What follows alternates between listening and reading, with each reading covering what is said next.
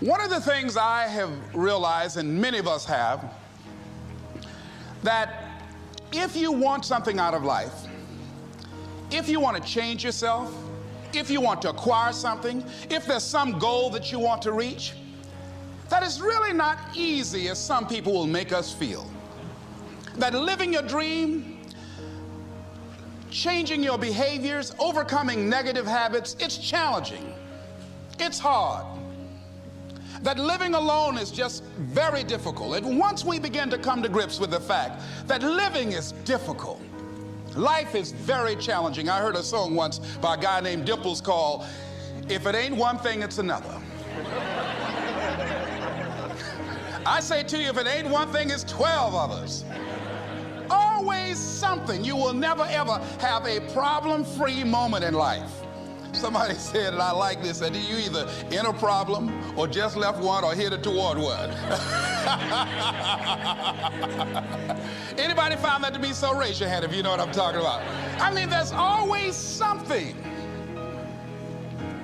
So how do we begin to nurture that hunger? What are the characteristics or the qualities of people that are hungry? What will it take for me to get some of the things that I want? And being hungry for those things, number one, you've got to work on yourself. It's very important that you engage in an ongoing process to develop you. Spend more time on yourself than what you've been spending.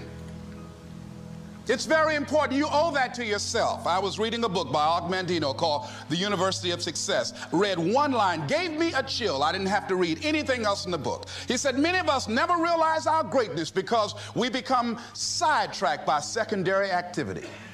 We spread ourselves too thin, don't know how to say no.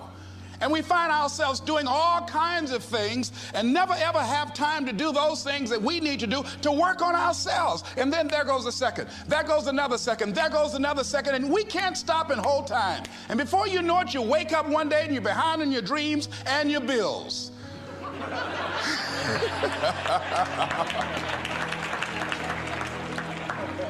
So decide that you're going to take some time to work on you, that you deserve that from yourself, that your life deserves some prime time because you are creating your own production.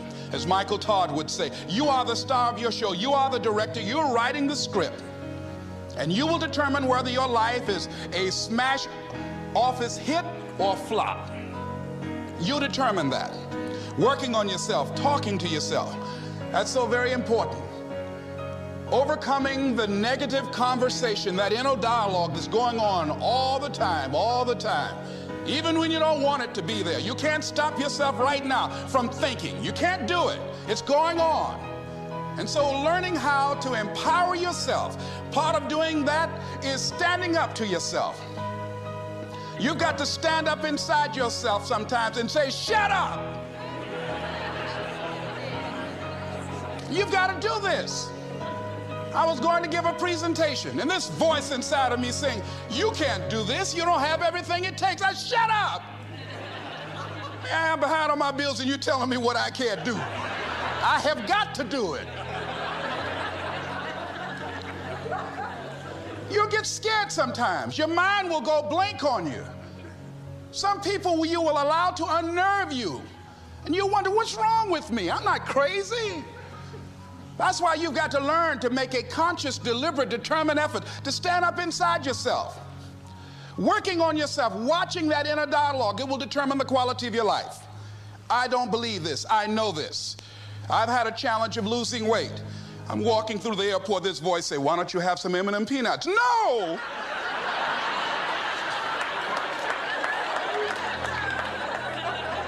Well, just one.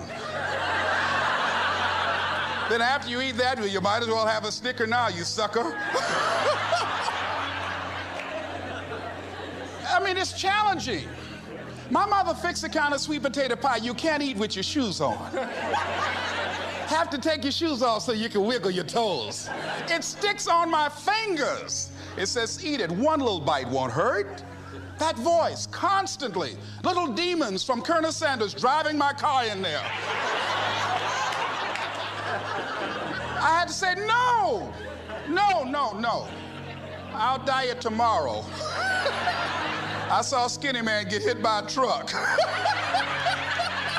Had he had a little bit more weight, he might have lived, you know. Some of you know what I'm talking about. Raise your hand if you know that.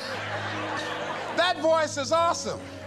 So you have got to stand up to that voice. When you're working on something you want to achieve, you have got to stand up to that voice. You've got to sell yourself every day on your abilities, on what you're doing, on the goal that you want to reach. You've got to sell yourself every day, every day, every day. According to your level of belief, it will manifest itself in what you're doing. Whatever we have right now, whatever we're demonstrating in our lives, is a result of what we believe subconsciously that we deserve. And part of increasing that belief level is that you have got to convince yourself every day.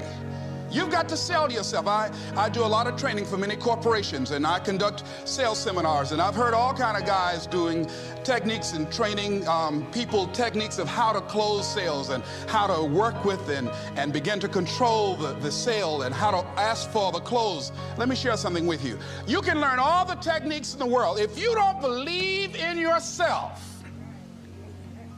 it won't happen for you. I learned all of it. So that's why I do a training called Focus on the Seller. You've got to focus on you.